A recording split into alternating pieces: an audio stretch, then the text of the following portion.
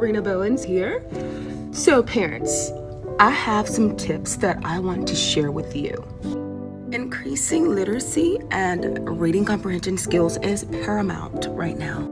So many students are struggling to read at grade level.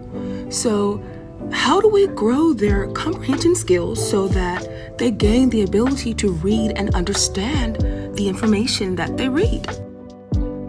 One tip that I love to share with parents is to have your child read everything in their surroundings, everything in the home.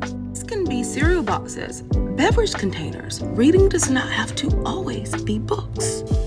Child open their tablet or their TV to their favorite show, turn the volume down, and turn on the caption. Have them read the captions as they watch the show.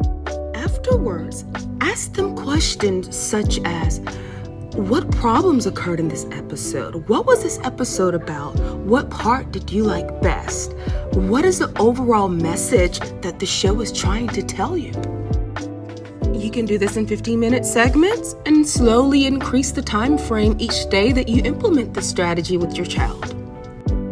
High interest means better background knowledge, which in turn means better comprehension. And because they are reading something of high interest, it is more likely to give them an appreciation and a love for reading.